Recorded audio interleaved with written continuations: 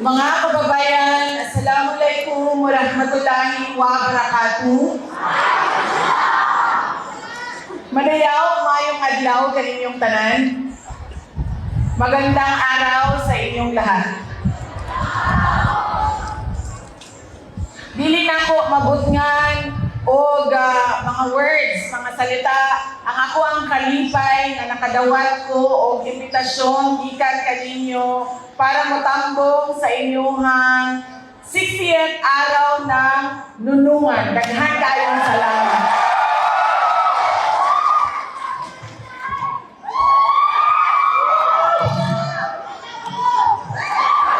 Mahal ko kayo.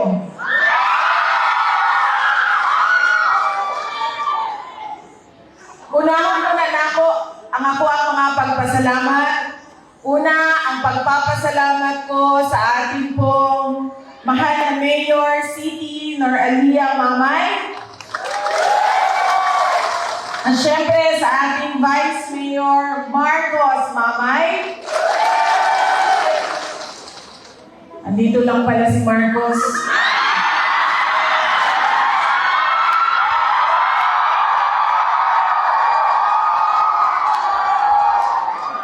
Matagal mo siya hinahanap ng ating mga kababayan. Mayor, joke lang yan, Mayor. May joke pa ako mamaya. Pero lang bibigin.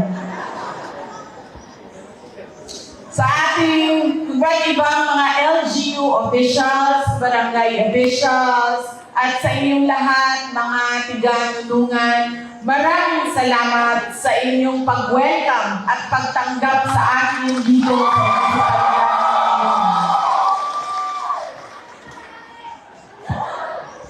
Ang susunod na pagpapasalamat ay mula pa rin po sa akin para sa inyong lahat sa patuloy ninyo na pagtitiwala at suporta sa akin at sa ating mga kasamahan sa tanggapan ng pangalawang Pangulo. Maraming salamat. Ang susunod na pagpapasalamat ay mula po sa akin para sa aking mga kasamahan sa OVP dahil sila po ang tumutulong sa akin para maabot ko ang mga malalayong lugar at maabot ng mga proyekto at programa ng OVP ang inyong mga barangay. Maraming salamat sa kanila.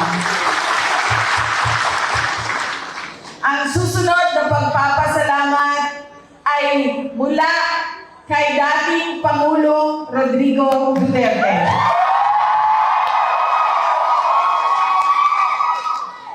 Noong buwan po ng Mayo, okay naman binisaya o Tagalog yan.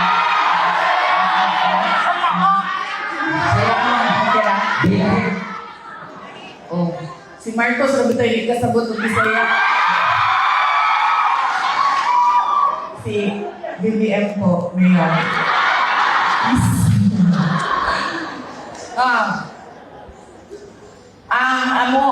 Dating kanhing Presidente Rodrigo Duterte, nagpaabot siya sa iyahang pasalamat kaninyo sa inyong pag-ampo, sa iyahang pag-uli dinhi sa ato ang nasod. Daghan kayo.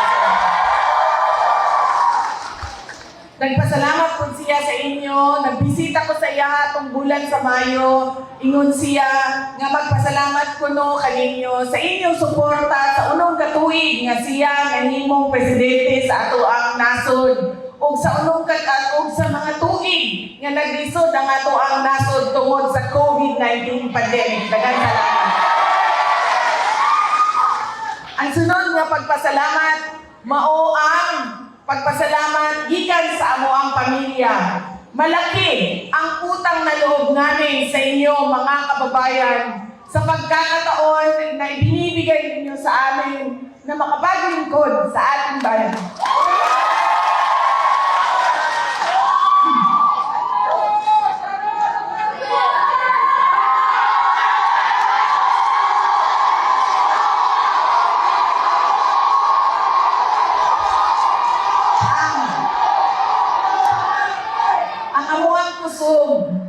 Dili gikan sa amo ang apelyido, dili gikan sa amo ang pangalan.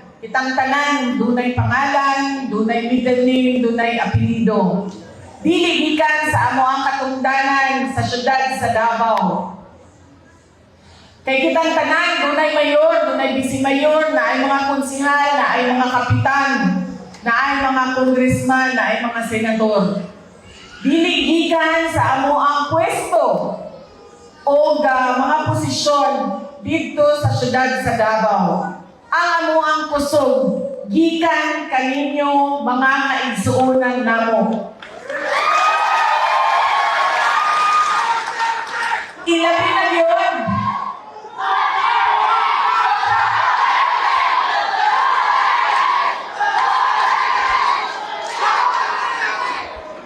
Ilabi na yun sa mga taga Mindanao. Tungod sa tanan nga pagpalisod-lisod, pagdaog-daog, wala yun ko ninyo biyai. Dako kaayo ang ako ang pagpasalamat sa inyong padayon na pagsalig ng suporta. Kaganina nagingon ko nga malipayong kaayo ko nga nakadawat sa inyong imbitasyon. Noong nakita ko ang inyong paanyaya na dumalo sa inyong celebration, ay naisip ko kung sigurado ba kayo na nag-imbita sa akin dito sa inyong lugar. Dahil baka bukas si Marcos ay suspended na ni Marcos. Pero sabi ko nga kanina, masaya ako na ngayong araw na ito ay nakasama ko kayong lahat dahil sa inyong celebration sa 60 years ng Araw ng Nunungan.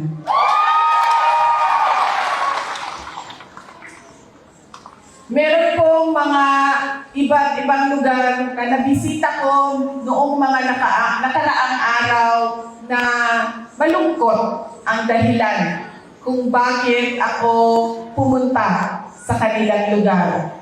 Meron sa kanila namatayan, meron sa kanila hinahanap pa yung kanilang mga mahal sa buhay dahil nawawala. Marami sa kanila ang sugatan dahil sa mga paglindol dito sa Mindanao. Kung bago pa man kay bawo mo mga kaigsunan ako, kada uli na ako dili sa Mindanao nagalinom.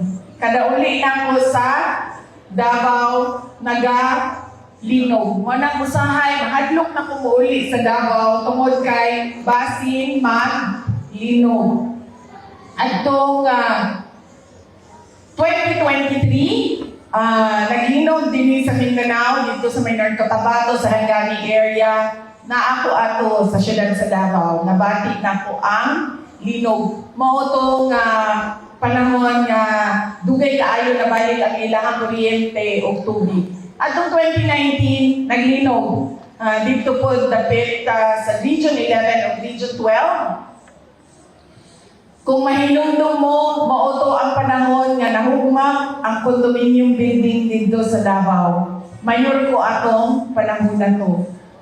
Naglinog atong nilabay na tuig, November or October atong 2025, naapod ko ato sa Davao. Nagbati na ko ang pinakakusog nga linog nga sa ako ang kinabuhi. Atong June 8, kadtong 7.8 na magnitude na linog sa Sarangani, naapod ko ato sa Davao.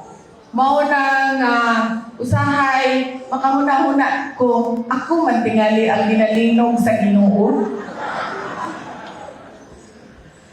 Pero gusto lang na ako ipaabot sa inyong nga maupod niya ako ang isulti dito sa mga lugar. Maasa ko ni bisita at itong nilabay ng mga adlaw sa Jas, Davao Occidental, sa Balud Island, sa Glan, sa Maasim, sa General Santos City. Nga ang atoang panlaban sa mga aksidente o kalamidad na wala takibalo kung kanus mo abot, mao ang atoang pagpangandam. Tungod kay ang linog manggod, dili siya pareho sa bagyo. Ang bagyo, naatay 3 ka adlaw, 4 ka adlaw nga pwede mag-andam. Tungod kay tuwa pa siya sa dagat, mahibaw naman ta. Nga moabot na ang bagyo. Muagi ang bagyo sa ato ang lugar. Makapangandam ta. Ang linog, uglayan pang mga kalamidad nga dili nato masulti kung kanus mo abot, kinahanglan gyud ang ato ang pangandam. Wala pa'y linog, dapat kahibaw ta kung unsa ang ato ang buhaton. Tagaan ta mo og example sa isa ka tawo nga walay pagpangandam sa linog. Adtong nilabay nga tuig, October ang linog, kusog kaayo.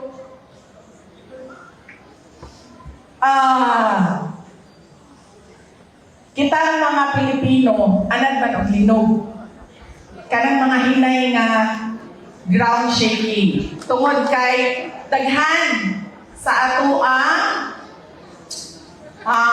dili po ng linog sa gabi, di na sa inyo mga balay.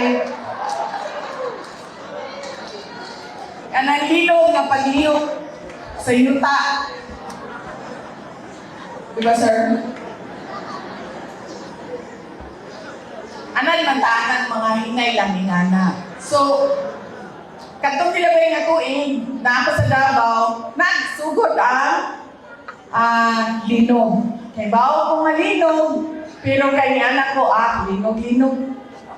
Linog na to. Pagkahuman na tingala ko, nagkakusog naman ang linog nga ang ako ang anak na natulog pa, nakamata siya. Siya pa ang isulti sa ako ay siya, ma, nagalinog ba? Yan ako, oo, dagan na. Pagkahuman, gihatag na ako, tulo ka bukang ako ang anak, gihatag na ako ang kamakburan. Nga wala na ko kibalo kung unsay nahitabo sa iyahan. Gihatag na ako siya sa kauban namo sa balay. Kay dili na ko kaya ang tulo ka bata nga hangupon, idagat kung asa man, idagan. So ningon ko sa kauban, dagan ng bata, dada sa gawas. Ikuha na ko ang ako ang ikaduha, ug ipangita nako ang ako ang kamagwangan. Pagkahuman, nagawas ni tulo. Mauto ang panahon nga nakagawas yun ko sa ako ang balay nga walay bra.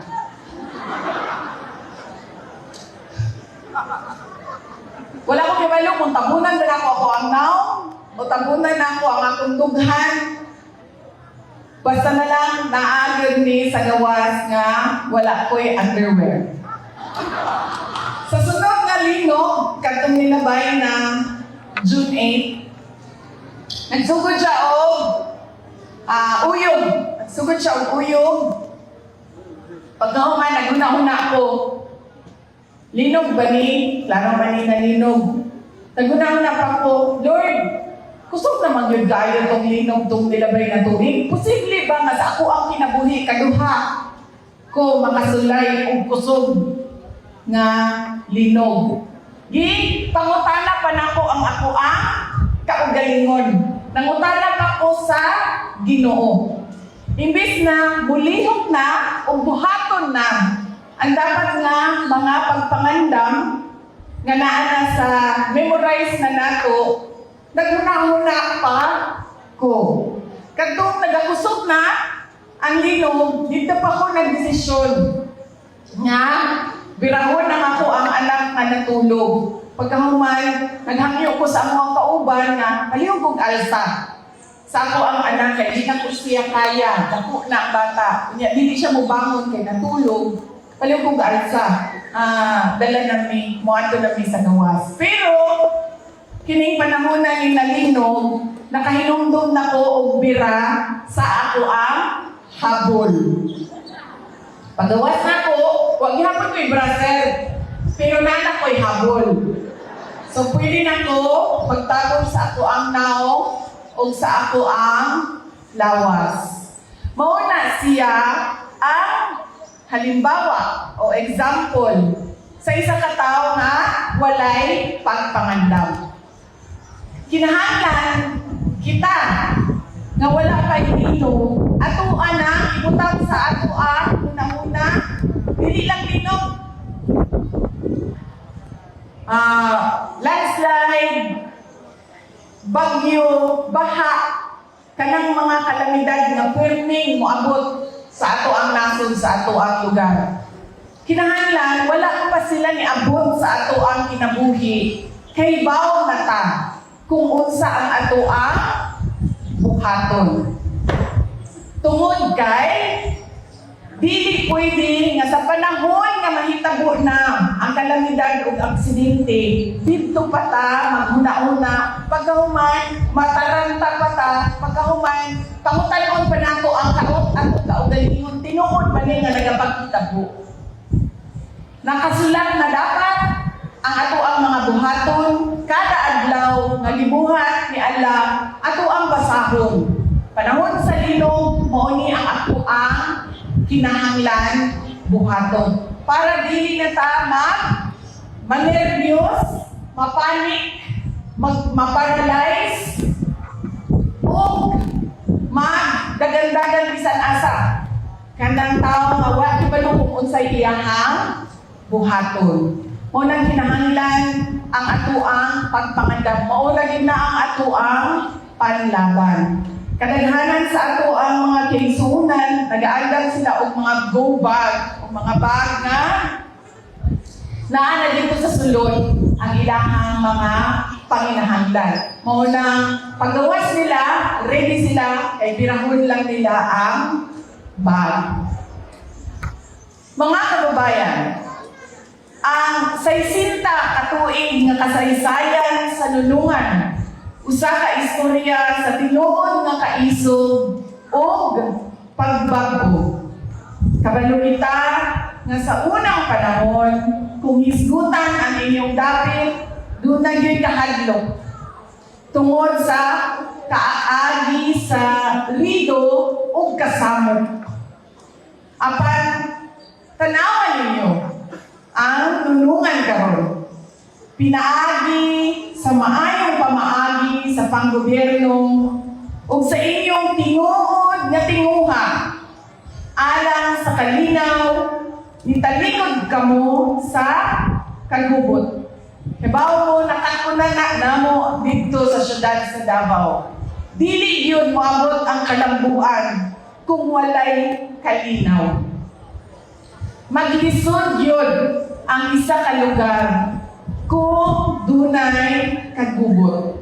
Magsugod ang tanan sa kalinaw. Everything starts with peace.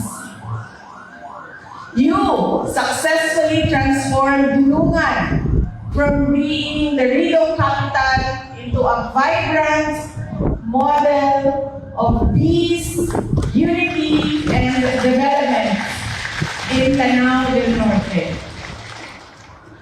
Kini dili sayon, hebaw mo ana, apan nagpamatuod kini nga kung magkahiusa ang atong mga leaders, ang atong lokal na kagamhanan, ang private sector o ang komunidad, walay imposible.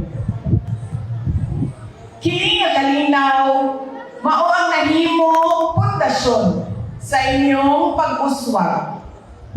Today, Nunungan is shining on Mindanao's development map. Not just for your agricultural growth, but your potential in sustainable ecotourism, especially with the beautiful Lake Nunungan as your crown jewel.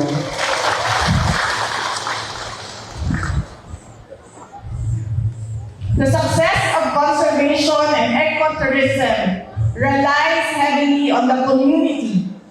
Kamo ang real guardians of nature. When you protect the forests, you create sustainable livelihood in your ecotourism programs.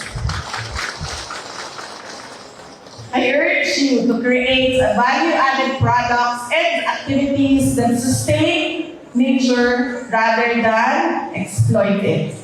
I commend your local government for leading Dunungan's transformation. Ang tinuod nga kalambuan, magsugod kung ang matag pamilya mobati nga sila luwas, giatiman, ug dunay paglaom sa kaugmaon. As you celebrate 60 years, I trust that every Dunangunan will remain tireless in protecting your environment and your hard-earned peace. Magpabilin ang takamong simbolo sa kalipod o panaghiusa sa inyong rehiyon. Daghang salamat sa inyong pagdawat kanamo, malipayon ni nakauban mo manungguna. Mga kababayan, sa mga nilabay na adlaw, semana o bulan, daghan ang nagapangutana kanako kung doon na pabay pag-asa ang atoang nasod. Is there hope for the Philippines?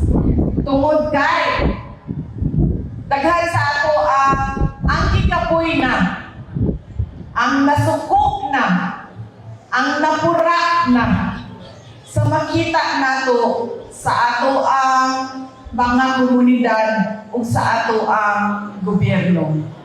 Daghan sa ato ang ilang pangandoy mao ang makagawas sa Pilipinas.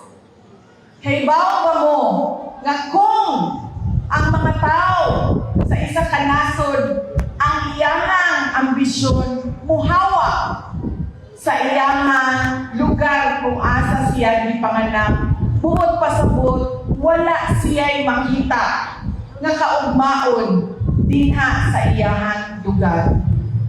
Nga kita tanan abi natong tama, pero dili ka na tama. Kung makita ninyo ang mga nasod nga dato o progresibo, nakita ba ninyo ang ilahang mga tao nga minhawa sa ilahang lugar? Wala.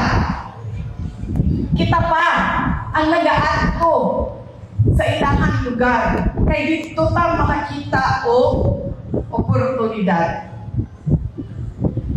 Mao nang kung mangutana ta, kung doon na ba'y paglaom, is there hope? Musulti ko kaninyo nga dunay paglaom. Naay pag-asa.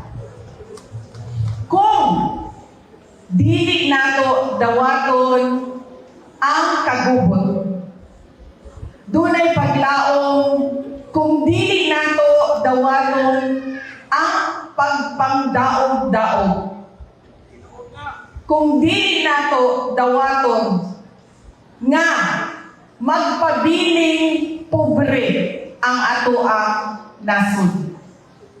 Dunay paglaom kung kitang tanan nga naanay edad, idaran na, maghuna-huna ta sa nasod nga atong ibilin sa ato ang mga anak. Kay bawo kitang nagtapok diri, pila na lang katuig ang mabilin sa ato ang kinabuhi. Tingalig na natay 20 katuig. Ang uban siguro 15 katuig na lang ang nabilin sa ilahang kinabuhi. Ang uban mga 30 years na lang. Pero ang atuang mga anak, ang atuang mga apo, pila edad nila? 5 years old, 6 years old, 7 years old.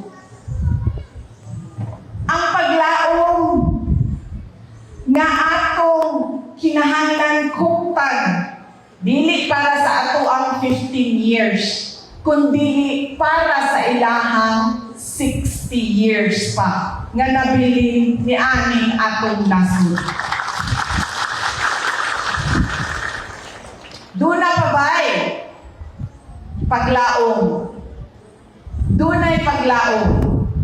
Ibalik nato ang tapang at malasakit dinha sa ato ang mga kasing-kasing.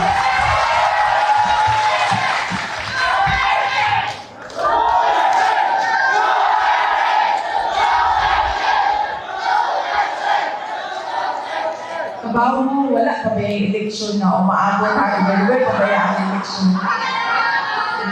Sa 2028 pa. Pero, kung makalimot o ginhawa si... Ay! Kalimot kong ginhawa.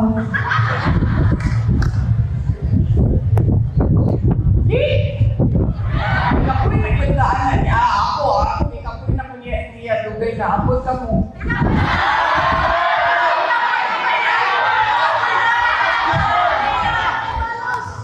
Kada adlaw kay trigger warning tayo siya.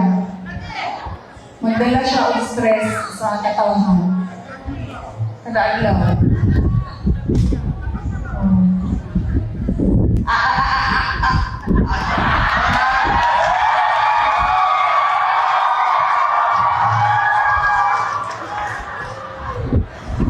Among mga laki din ha sa likod pa. Magpahinumdum yun ko sa inyo ha. Karon makakita na mo unsay epekto sa illegal na droga sa utok sa isang tao. Diba? Magdala siya kagubot sa pamilya o mga kababayan, ang inyong pamilya.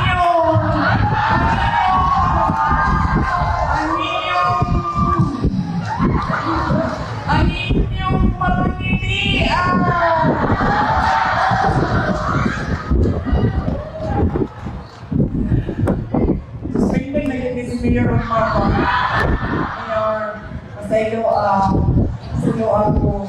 Sige lang kayo, naabit ako sila si Mayor. Umabit ako ng